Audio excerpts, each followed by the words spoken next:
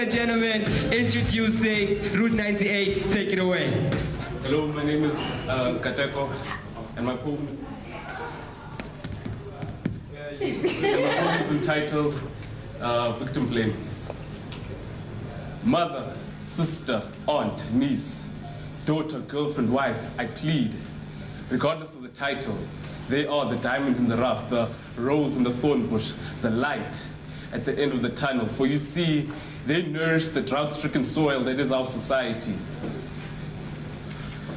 And for this reason, it is our duty to rid ourselves of the mental plague that is victim blaming. For you see, a plagued harvester will only bear poison fruit. The misguided often say she asked for it. I mean, did you see what she was wearing? What was she thinking going into that bar? We've heard it all before. But it's time we realize that blaming the victim does nothing but remove blame from the perpetrator and leaves our mother, sister, aunt, niece, daughter, girlfriend, wife to grieve and moan the death of their integrity and dignity as flashing imagery of the media, law enforcement, and the general population butchering her character right before her very eyes, till all she hears are those unforgettable cries. And all we need for the sake of our mother, sister, aunt, niece, daughter, girlfriend, wife, is to believe in a society where we realize that the victim should not be stigmatized, where it is known that you should not speak to her in such a tone, where we understand that we should take a stand for those who can't. So I ask you this: who is to cultivate our youth when our women are either dead or dead on the inside, feeling as though they've been left on the outside, bit by bit, losing a piece of themselves, till they have nothing to stand on? You know, almost as though our words are frost biting on each of their psychological limbs till they have nothing to stand on. But the ignorant lies built from ground level up onto the remaining stumps that were her legs. So let the 11-year-old girl perplexed with complex terms in Cleveland, Texas, inaccurately accused of being a seductress. Let the 23-year-old lady in New Delhi, dead, leaving nothing behind but devastation, and a family to deal with the defamation of their daughter's character. Let the hundreds of women raped and evicted and exiled from their villages, let them all know that it's not their fault. For you see, it is never the victim's fault.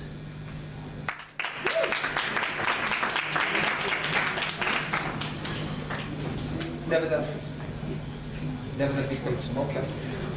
My mic. Alright, let's check your score though. Pop it out. What does that mean? Pop it out.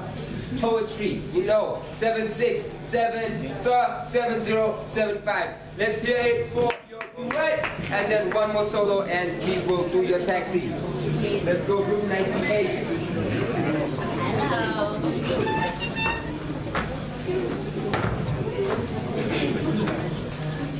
You there?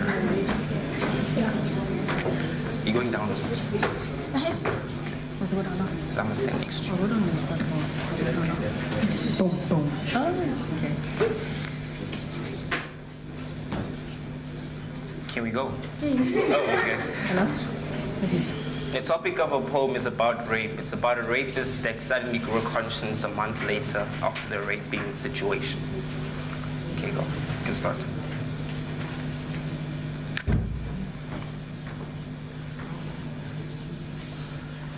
From time to time, I look back and I'm just discontented by myself. The pain I inflicted upon her life, the pure obliteration, eradication, and annihilation of her morals, which she held close to her heart.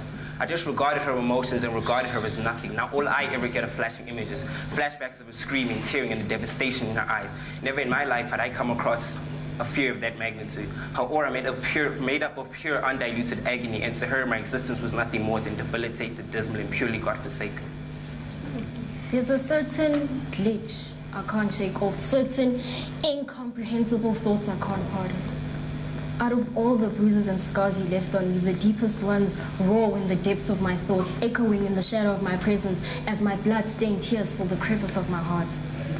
From time to time, my itinerant thoughts vacate back to that very moment when you piercing through all that I was and all that had become piercing through a part of me that I will never, ever get back to reclaim. Transgression through the oppression by the indignation I felt worthy in expressing. My emotions were restricted strictly for my disgusting pleasure. I took the one thing that to her was a treasure and placed it upon her faculty promptly as a displeasure. Substantial pain if she were immense, an inconceivable depression of an unreasonable nature. See, keeping it in drove her insane, but shouting it out had no gain, so she trained herself to minister silence and allow a higher power to take the lead. But you see, if it were up to her, my death would be an instant occurrence. Tick, tock, tick, tock. Watch that minute hand go around your clock. As with each and every passing interval, my riches in gold, which I held sacred, deteriorated.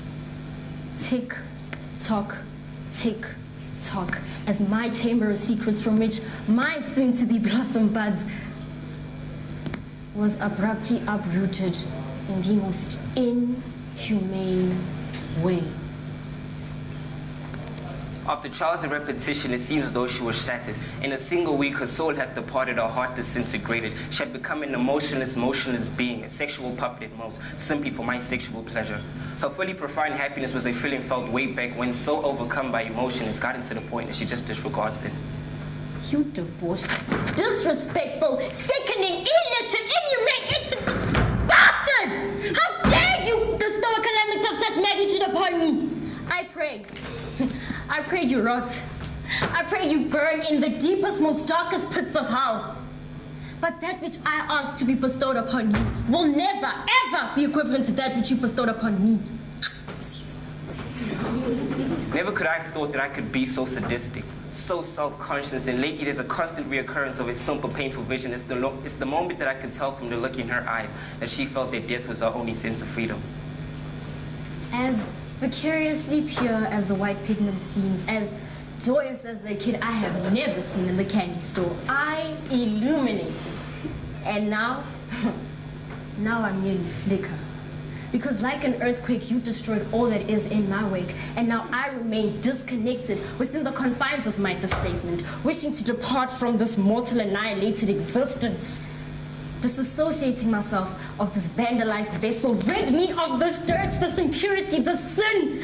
Save me, take me out of these shackles and the cage that you put me in. Save me, oh Lord, I pray. For I cannot begin to understand the magnitude of sin one needs to commit to deserve this. I came to the conclusion I was just a poor, remorseless, psychopathic man enraged with uncontrollable lust. The torment I caused a cuts deeper than any blade, and I was constant abuse of substances to try and calm the substantial pain. But over and over again, I contemplate life if I just let it be, instead of giving in, letting my indignation be so hazardous. I'm at the point that I feel dismal, desolate, grim at most. Since the first moments I forcefully pierced into her, my sole existence had become inconsistent and somewhat feeble. I'm not exactly one to breathe a sigh of relief, but if only I grew this conscience earlier. There's this myth that having sex with a virgin eradicates AIDS from the carrier. Is that what I was? Your test subject? So you can experiment and conclude on this irrational, idiotical thought? Huh? And then there's this thing where there's an average 27 cases are reported daily. And now I am swimming within a sea of statistics, and my docket lies within millions. And what vengeance do I get for this? Absolutely nothing. You know why? Because I am just another one in a million. Another one in a million. He did not just rape me, he murdered me. And like a serial killer, he left no existence of my virginity. He vandalized my mentality, and within me erected the soul of a dead woman. But it's not who I am, what I weigh, or where my beliefs lie that makes me a victim of rape, but the fact that an idiot, illogical, and distraught thing that calls himself a man chose to rape me.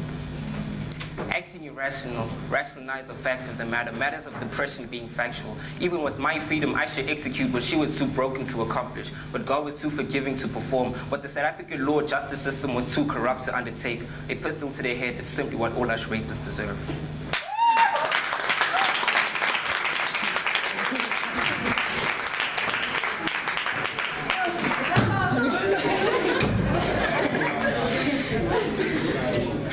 All right, Professor says 8-2. We got an 8, we got an 8-0, 7-5, and another 8-0. Good job on your duet. Let's do one more solo before the tag team.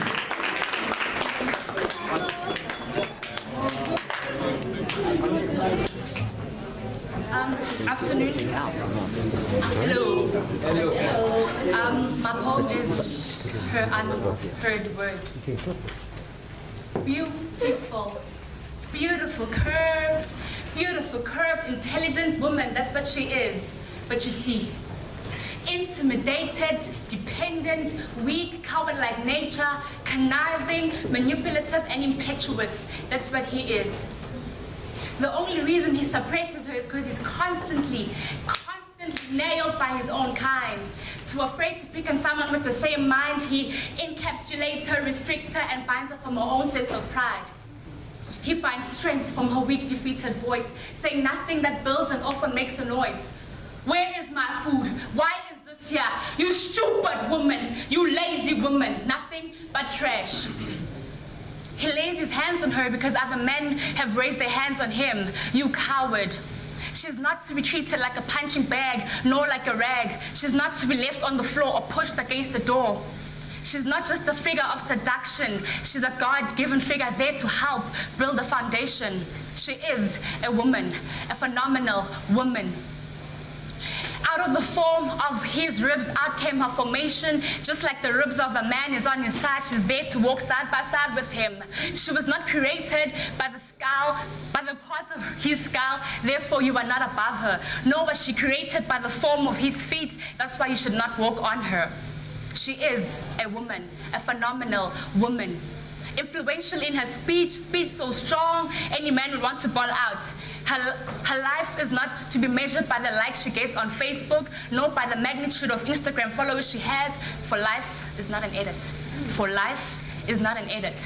It's not about what lies in between her thighs, the span of her hips, or the contour of her body. It's not about the stride in her steps, for the height of her heels did not determine her standards. She is a woman, a phenomenal woman.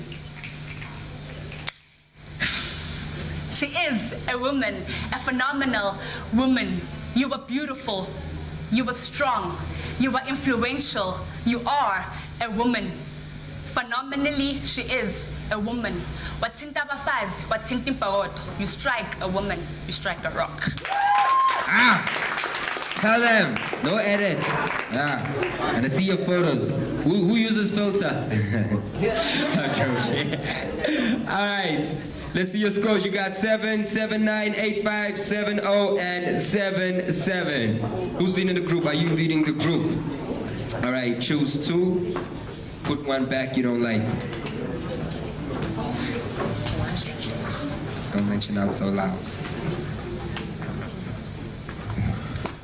All right, let me see what you've chosen. All right, she has chosen I am not what I am. All right, 3 lines each, okay? Let's hear it for the Route 98. Two of you get ready. I am not what I am, but I am the direction I choose to go on. Because you see, I choose where to go, and no man shall choose where I should go, because I am what I am, and that is a woman. I am not what I am, for you see, what are we if not a figment of our imagination? Imagination so strong, I'm standing here in front of a crowd, I don't know what to say. I am not what you perceive me to be. I'm a figure of glorified euphoria standing yonder and further. Greatness is what I am. I am not what I am, but I am who I choose to be. For greater I shall conquer, for my God says I am great. But then again, is greatness not in the eye of the beholder? Isn't that why we are not what we are, but what we are perceived to be?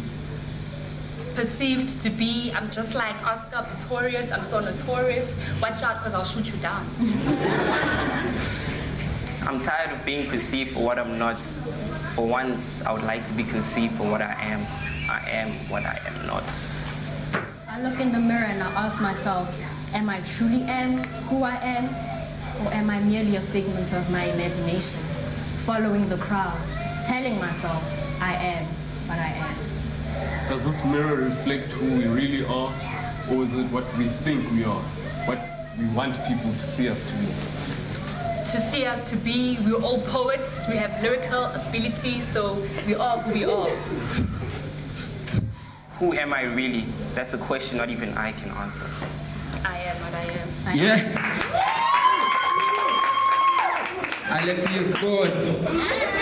See your scores. You got a 7 there. You got an 8. You got a 7-3. You got a 7-8, and you have a 6-9. Good job, Ruth. 80. I'm joking. You're 98. You're not 88. Yeah. All